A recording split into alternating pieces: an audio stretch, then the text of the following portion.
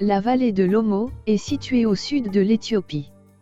Un barrage hydroélectrique géant et l'accaparement de leurs terres, associés aux plantations, menacent les peuples de la vallée inférieure de l'Omo.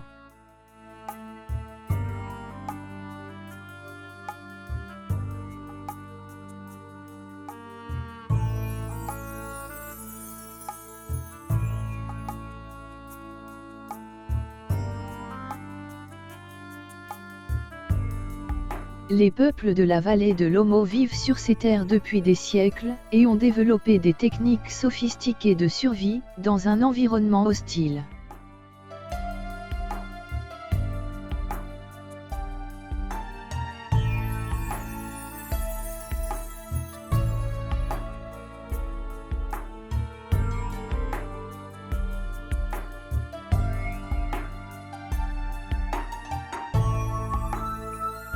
Ils n'ont pas donné leur consentement libre, préalable et éclairé, à propos du barrage et des plantations, et commencent à perdre leur mode de vie, fondé sur le cycle de crue naturelle de la rivière.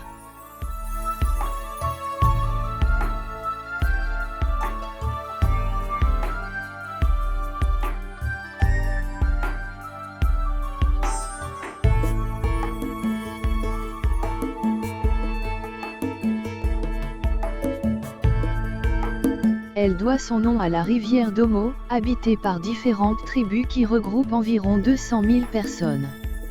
Ces tribus occupent la vallée de l'Omo depuis des siècles, et y vivent loin de la modernité. Ils excellent dans l'art de la peinture corporelle, ou body painting.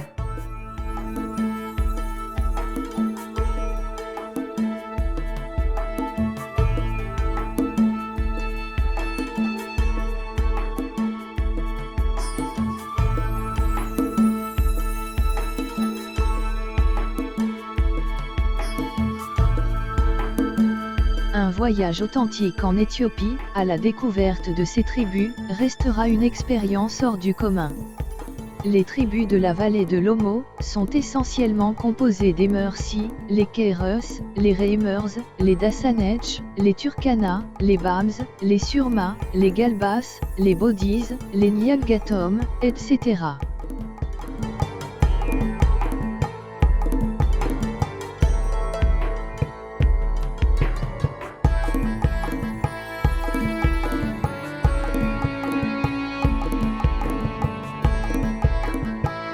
Ce sont des peuples semi-nomades qui vivent essentiellement de l'agriculture et de l'élevage dans des conditions de vie pas toujours faciles dans cette région semi-aride.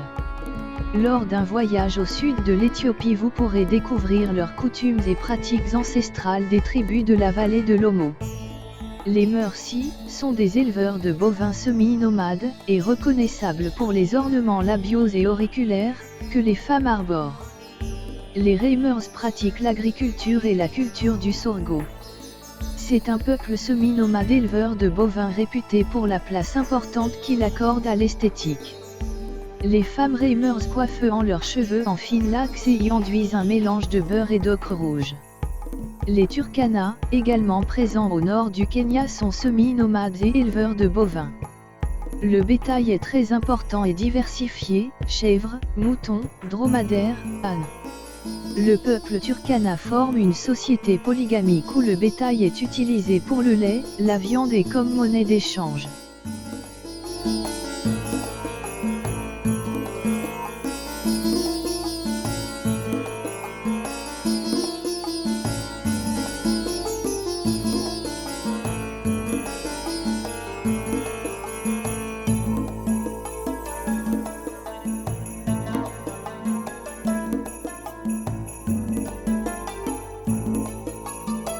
Le nombre de femmes ici se mesure à l'ampleur d'un troupeau.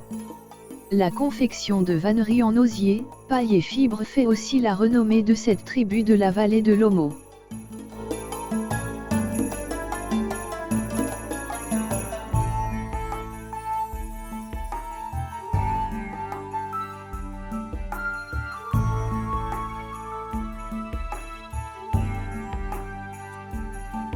Les coutumes ancestrales des tribus.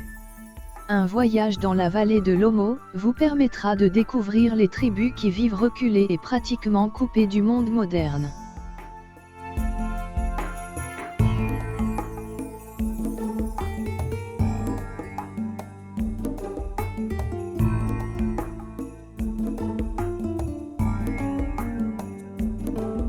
Elle perpétue des coutumes comme les modifications corporelles telles que les scarifications, la peinture corporelle, les coiffes végétales, etc.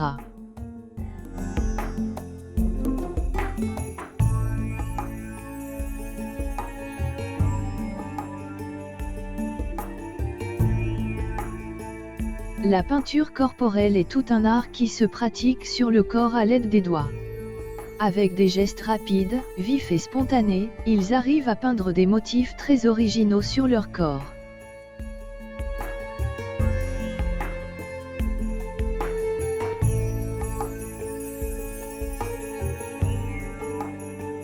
Les pigments généralement utilisés sont l'ocre rouge, le kaolin le blanc, le vert cuivré, le jaune lumineux, et le gris de cendre. L'absence de miroir dans ces tribus rend leur peinture sur corps plus spontanée et plus libre. Les critères de beauté sont très loin des codes occidentaux.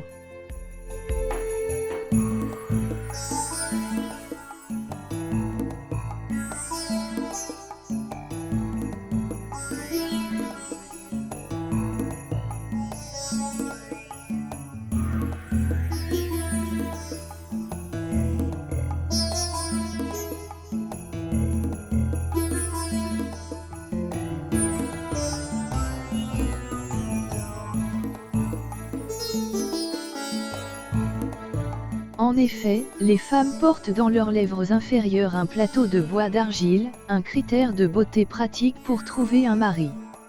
Les jeunes filles apprennent à déformer leurs lèvres inférieures vers 15 ans, et augmentent le diamètre de celles-ci avec le temps.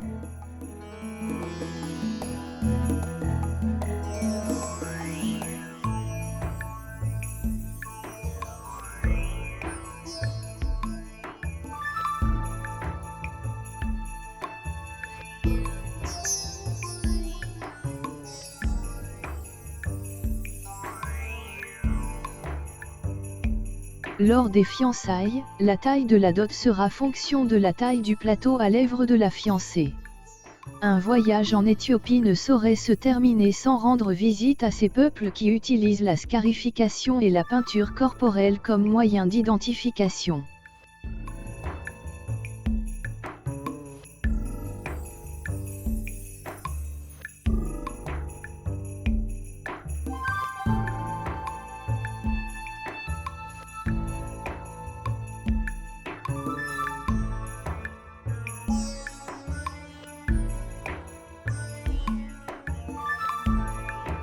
En effet, en fonction du type de scarification, de peintures ou de tatouage, on peut identifier la tribu à laquelle appartient un individu, son statut social et son statut civil.